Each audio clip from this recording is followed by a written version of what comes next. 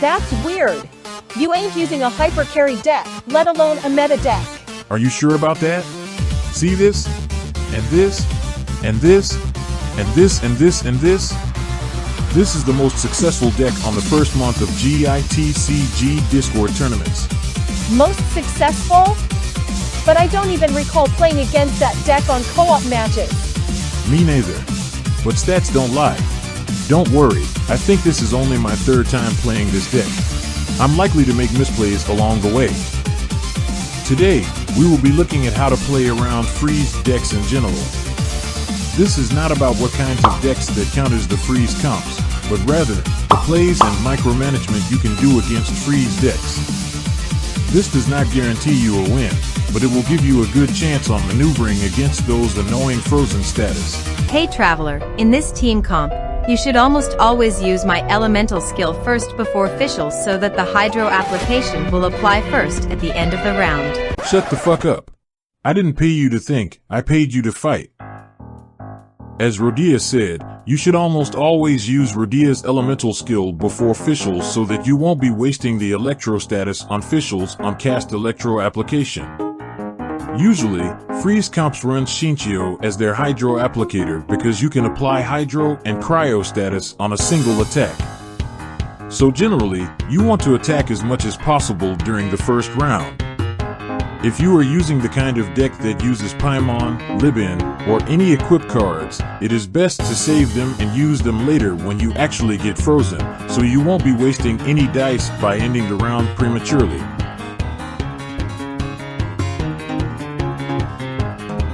Shinchio, use your elemental burst, so we can do the classic Frostflake plus Rainsword combo. Yes, my lady. But first, I will heal Ganyu.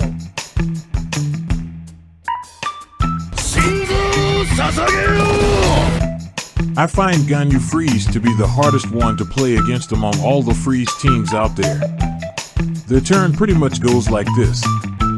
On round 1, they will gather energy for Shinchio. Round 2, they will use Shinchio's elemental burst plus Paimon or Libin. Then on turn 3, this is where they will start freezing the shit hell out of you, and you will be most likely be on the back foot from here on out. Their weakest turns are on round 1 and round 2, and I can't stress this enough that you should be really aggressive on these turns. Holy cow, that Ganyu is ready to freeze the shit hell out of us now. We need Fischl's electro application badly, but we should not immediately swap into her, so we have to bait the Frost Flakes as of now. Go Mirror Maiden. NANI? Why me? Don't worry, I'm gonna use Lotus Crisp on you so you won't take that much damage.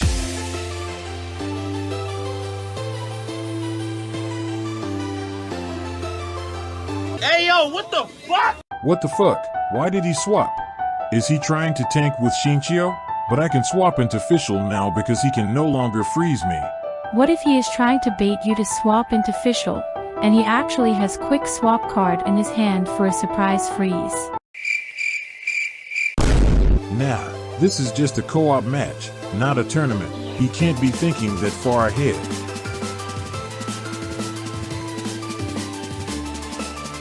Here, I am actually thinking if I should risk swapping into Fischl now and hope that he doesn't have a quick swap card in his hand.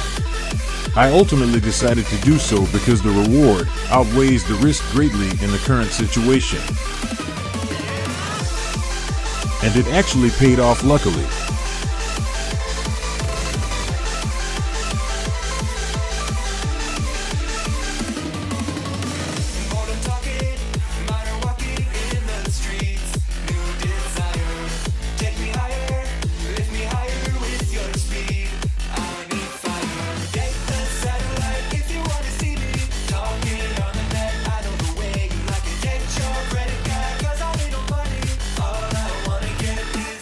Here, you should always think how many times she can freeze during a round.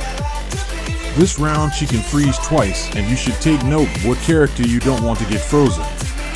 I want to use Mirror Maiden to proc Electrocharge and to buff the damage of the Hydro summons. What you can do here is to abuse the swap mechanics to pass the turn to the opponent. Once she runs out of dice, we can finally use Mirror Maiden.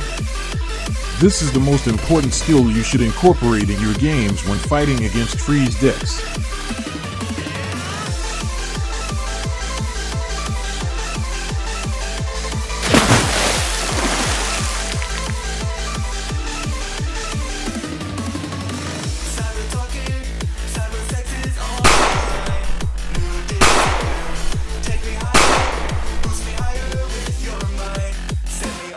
Want more similar videos?